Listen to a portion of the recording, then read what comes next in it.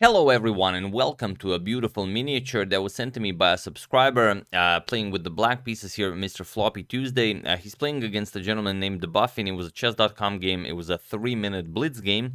And okay, I do get a lot of games by subscribers and they send me, okay, I completely annihilated this guy. I played like Morphe, I played like Tile here.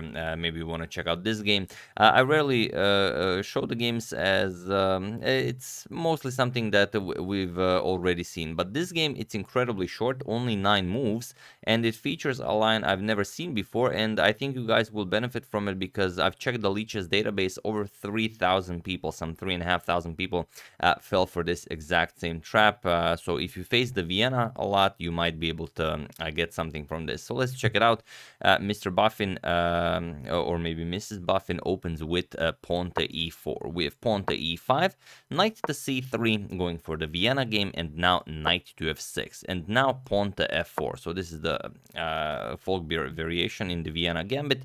The gambit is basically, do you want to capture on f4, and then e5 can be played. So it's a pretty tricky line where you go back to g8, or you play queen to e7 first, then queen to e2, and then you go knight back to g8.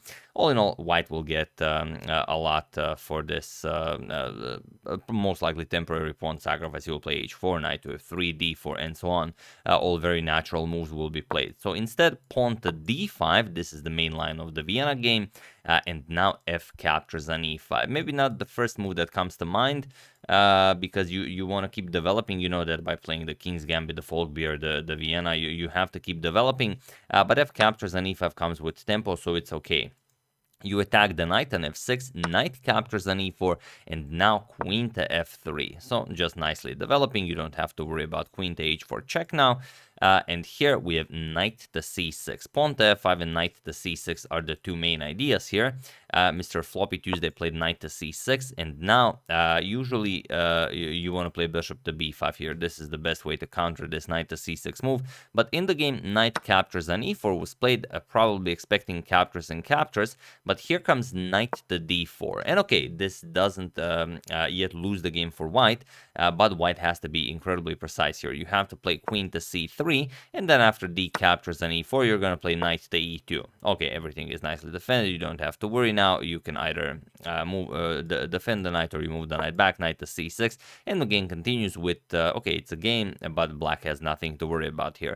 However, here, queen to d3 was played instead of queen to c3, and okay, you might be thinking he wants the capture on e4, but not really. And interestingly, over 3,000 games with this queen to d3 move in the leeches database.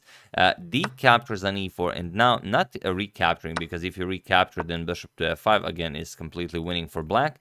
Instead, queen to c3 was played, but now comes the shocker. Feel free to pause the video and try to find this most elusive idea while I give you a couple of seconds.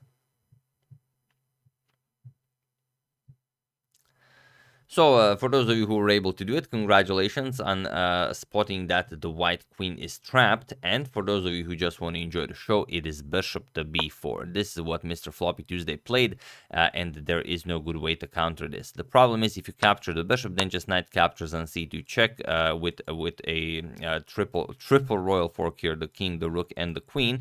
So, of course, that is completely losing, and it doesn't matter if you play any other moves. In the game, queen to c4 was played, but now comes an even greater shocker, and that is bishop to e6. And it was in this position on move 9 that Mr. Bruffin resigned the game, as there is nothing more to be done here. Also, interesting that it's Bruffin when there is a muffin on his profile photo, so maybe you guys can make something out of that. But yeah, very interesting stuff here.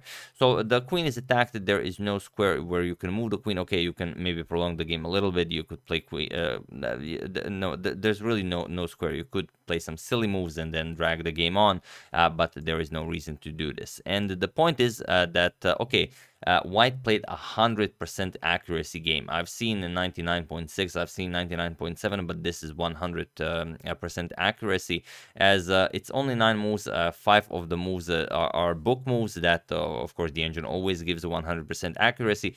2 of them were excellent moves, and 2 of them were brilliant moves. So bishop to b4, attacking the queen, and bishop to e6, attacking the queen. The chess.com engine deems both moves brilliant moves. So there you have it. Mr. Buffin and sorry, not Floppy, FloppyTuesday were able to create this masterpiece where one of the players played a 100% accuracy game. I've never seen that.